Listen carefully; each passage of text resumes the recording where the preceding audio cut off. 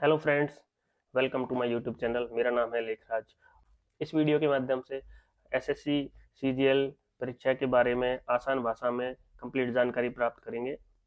SSC CGL के माध्यम से आप कौन कौन सी नौकरी प्राप्त कर सकते हैं उनके बारे में डिस्कस करेंगे। इसके अलावा एसएससी सीजीएल के एग्जाम पैटर्न के बारे में और उसके सिलेबस के बारे में हम इस वीडियो में आगे डिस्कस करेंगे। तो एसएससी सीजीएल एग्जाम के बारे में पूरी जानकारी लेने के लिए आप इस वीडियो को जरूर देखें और अपनी रणनीति एसएससी सीजीएल 2025 के लिए अभी से शुरू कर दें। तो स्वागत है आपका मेरे यूट्यूब चैनल में और आज हम बात करने वाले हैं एसएससी सीजीएल के बारे में। तो सबसे पहले हम एसएससी सीजीएल के बारे में बात करेंगे। एसएससी सीजीएल का अर्थ क्या होता है। एसएससी सीजीएल का फुल फॉर्म है कर्मचारी चयन आयोग, जिसको एसएससी बोलते हैं, और सीजीएल को कंबाइंड ग्रेजुएट लेवल एग्जामिनेशन, संयुक्त स्नातक स्तरीय परीक्षा बोलते हैं। यह भारत सरकार के अलग अलग विभागों द्वारा group B and group C की पदों पर भर्ती के लिए आयोजित की जाने वाली परीक्षा है। यह एक राष्ट्रीय स्तर की परीक्षा है। एसएससी सीजीएल की खास बातें क्या है। यह परीक्षा हर साल आयोजित होती है। इस परीक्षा में शामिल होने के लिए लाखों उम्मीदवार हर साल फॉर्म फिल करते हैं। इस परीक्षा में शामिल होने के लिए आपके पास ग्रेजुएशन की डिग्री होना जरूरी है। एसएससी सीजीएल से क्या बनते हैं। एसएससी सीजीएल के द्वारा हम कौन कौन से पदों पे जा सकते हैं, कौन कौन से पदों पे हमारा चयन हो सकता है। तो एसएससी सीजीएल परीक्षा पास करने के बाद में आपको दो प्रकार के पद नियुक्त होते हैं, group B and group C. Group B के कुछ पद गजिस्टेड होते हैं और कुछ पद नॉन गजिस्टेड होते हैं, जबकि ग्रुप सी के पद नॉन गजिस्टेड होते हैं। एसएससी सीजीएल में सिलेक्शन होने के बाद कैंडिडेट को कई प्रकार के पदों में सिलेक्शन मिल सकता है और उनको उनके मार्क्स पे डिपेंड करता है और उनकी वरीयता जो उन्होंने भरी हुई होती है उसके आधार पे आपको पोस्ट मिलती है। सीजीएल के द्वारा विभिन्न मिनिस्ट्री और विभागों में असिस्टेंट सेक्शन ऑफिसर आप बन सकते हो, जिसको एएसओ बोलते हैं। इसके अलावा Indian audit and accounts department में असिस्टेंट ऑडिट ऑफिसर बन सकते हो, AAO।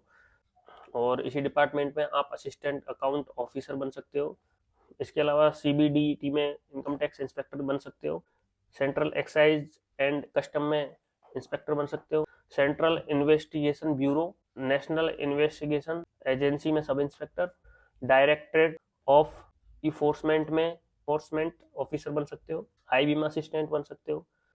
कैग ऑफिस में डिविजनल अकाउंटेंट बन सकते हो। बहुत सी मिनिस्ट्री और विभागों में आपको अपर डिवीजन क्लर्क में आप इसके द्वारा सिलेक्शन ले सकते हो। एसएससी सीजीएल के द्वारा आपको कितनी सैलरी मिल सकती है। तो आपकी सैलरी है पोस्ट पर डिपेंड करती है कि आपको कौन सी पोस्ट मिली है, उसके आधार पे आपको आपकी सैलरी मिलेगी।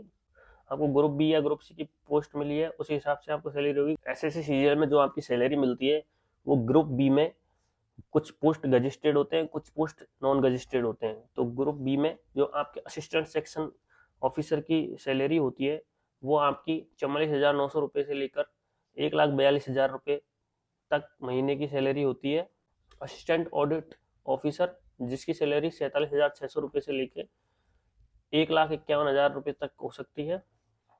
असिस्टेंट अकाउंट ऑफिसर जिसकी सैलरी 47,600 रुपये से लेकर 1,51,000 तक हो सकती है। इनकम टैक्स इंस्पेक्टर की सैलरी 44,900 रुपये से लेकर 1,42,000 रुपये तक हो सकती है। सेंट्रल एक्साइज एंड कस्टम में इंस्पेक्टर, उसकी भी सैलरी 44,900 रुपये से लेकर 1,42 तक होती है। ग्रुप सी में non registered officer sub inspector CBI में, जिसकी सैलरी होती है 35,000 रुपये से लेकर 1,12,000 रुपये तक, और सब इंस्पेक्टर एनआईए में 35,400 रुपये से लेकर 1,12,000 रुपये तक। आईबी में असिस्टेंट की भी लगभग इतनी सैलरी होती है। जूनियर स्टैटिस्टिकल ऑफिसर जिसकी सैलरी भी सेम होती है। ऑडिटर जिसकी 29,000 रुपये से लेकर 92,000 रुपये तक के बीच में सैलरी होती है। अकाउंटेंट 29,000 रुपये से लेकर 92,000 रुपये तक की होती है। तो एसएससी सीजीएल ही क्यों। एसएससी सीजीएल से आपको क्या फायदा है। एसएससी सीजीएल एक ऐसी परीक्षा है जिसके द्वारा आपको पद, प्रतिष्ठा और सम्मान तीनों चीजें मिलती हैं और इसमें बहुत ही अच्छी अच्छी पोस्टें होती हैं, जिसके जो मिलने पर आपको समाज में एक अच्छा मान सम्मान मिलता है और आपकी सैलरी भी अच्छी होती है और आपका पद भी अच्छा होता है। इसके अलावा जॉब सिक्योरिटी होती है, सैलरी के अलावा भी बहुत से पर्क्स मिलते हैं। और एसएससी सीजीएल की जो जॉब होती है उसमें समय के साथ आपको रेगुलर प्रमोशन मिलते हैं। इन नौकरियों के जाने का खतरा बिल्कुल नहीं है। पे आपकी ग्रोथ भी बढ़िया है। एक बार आपका सिलेक्शन हो गया, एक बार कड़ी मेहनत करने के बाद आपका सिलेक्शन हो गया, एक बार आपने चुनौतियों का सामना करके आपने सिलेक्शन ले लिया, तो आपका करियर सेट हो जाता है। एसएससी सीजीएल में सबसे अच्छे नौकरी की बात करें तो AAO एंड ASO को सबसे अच्छा पद माना जाता है। इन पदों का वेतन भी अच्छा होता है और सरकार में इन पदों का सम्मान भी होता है। एसएससी सीजीएल में सबसे शक्तिशाली पोस्ट की बात करें तो आयकर निरीक्षक और ASO, इन पदों को सबसे शक्तिशाली पद माना जाता है। इनमें आपको वेतन, मान सम्मान, सैलरी मिलता है। एसएससी सीजीएल परीक्षा होती है जो कंप्यूटर आधारित होती है और ऑनलाइन होती है। इसमें 2 टीयर होते हैं, टीयर 1 एंड टीयर 2। टीयर 1 परीक्षा में हर सवाल 2 अंक का होता है। टीयर 1 में हर गलत आंसर करने पर आपको 0.5 नेगेटिव मार्किंग होती है। आपके टीयर 2 में 3 पेपर होते हैं, जिनमें पेपर 1 होता है जो कि सभी कैंडिडेट के लिए ज़रूरी होता है। इसके अलावा टीयर 2 में जो सेकंड पेपर होता है सांख्यिकी के लिए होता है, एंड टीयर 2 में जो पेपर 3 होता है वो सहायक लेखा परीक्षा अधिकारी के पदों के लिए होता है। एसएससी सीजीएल टीयर 1 में आपके 4 विषय पूछे जाते हैं, math, reasoning, English and GK. Tier 1 SSC CGL में 100 क्वेश्चन का होता है और आपका 200 मार्क्स का होता है। हर सब्जेक्ट के 25 क्वेश्चन आते हैं, जिसमें हर क्वेश्चन के 2 मार्क्स होते हैं एंड नेगेटिव मार्किंग 0.5 होती है। और इसको करने के लिए आपको 1 घंटे का समय मिलता है। टीयर 1 पास करने के बाद में आपको टीयर 2 की एग्जाम आयोजित की जाएगी, जिसमें आपके 3 पेपर होते हैं। तो टीयर 2 में इसमें आपके मैथ और रीजनिंग के 30-30 क्वेश्चन आते हैं और इनके जो मार्क्स होते हैं वो 180 होते हैं। इसके अलावा आपके इंग्लिश के 45 और जीके के 25 क्वेश्चन आते हैं, जो कि हर क्वेश्चन 3 मार्क्स का होता है। तो मैथ और रीजनिंग को मिला के 180 नंबर के होते हैं एंड इंग्लिश एंड जीके को मिला के 210 नंबर के होते हैं। इसके अलावा आपका कंप्यूटर और आता है। तो जैसा कि आपको पता है फ्रेंड्स, एसएससी सीजीएल 2024 की मेंस एग्जाम लग चुकी है जनवरी में, और अब 2025 का नोटिफिकेशन अप्रैल में जारी होगा, जिसके लिए आप अभी से तैयारी शुरू कर दीजिए और उसके लिए पूरी रणनीति अभी से बना लीजिए, ताकि आपका सिलेक्शन इसी बार 2025 की पदों में हो जाए। एसएससी सीजीएल 2024 में टोटल वैकेंसी 17,727 है, और अब देखते हैं अप्रैल में जो नोटिफिकेशन आएगा 2025 में, तो एसएससी सीजीएल में कितनी वैकेंसी आती है। एसएससी सीजीएल एग्जाम की प्रिपरेशन के लिए आपको कुछ टिप्स मैं दे रहा हूँ, उसको फॉलो करना आप। इसके लिए आप सबसे पहले तो इसके कंप्लीट सिलेबस के बारे में आप पूरी जानकारी लेना।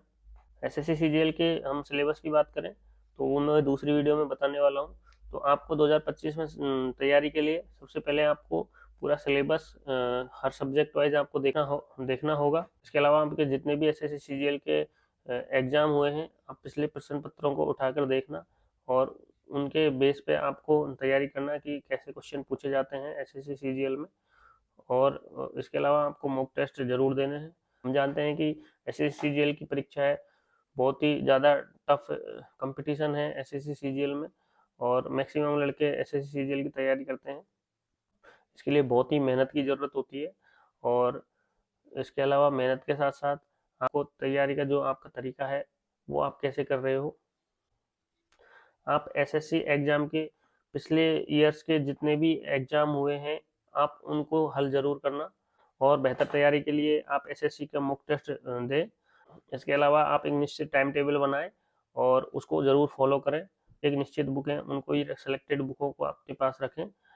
तो दोस्तों ये एक डिस्कशन था छोटा सा एसएससी सीजीएल के बारे में, और इसके अलावा हम इसके एग्ज़ाम पैटर्न के बारे में डिस्कस कर चुके हैं। एसएससी सीजीएल के जो सब्जेक्ट हैं उसमें हम सिलेबस इसका कंप्लीट अगली वीडियो में डिस्कस करेंगे, सब्जेक्ट वाइज कंप्लीट एक एक टॉपिक हम उसमें डिस्कस करेंगे। उसके लिए आप मेरे चैनल को सब्सक्राइब करें और नियमित रूप से मेरी वीडियो देखें। Thank you for watching my video. अगर आपको वीडियो पसंद आई हो तो आप वीडियो को लाइक करें और चैनल को सब्सक्राइब करें, और एसएससी सीजीएल 2025 की तैयारी के लिए आप अभी से जुड़ जाइए। 2024 के मेंस एग्जाम का रिजल्ट का वेट मत करिए, आप 2025 का अभी से फॉलो करो और अभी से तैयारी चालू कर दो, जिससे आपका सिलेक्शन निश्चित रूप से 2025 में हो सके और आप एक अच्छे पद पर सेलेक्ट हो सको। ठीक है दोस्तों, थैंक यू।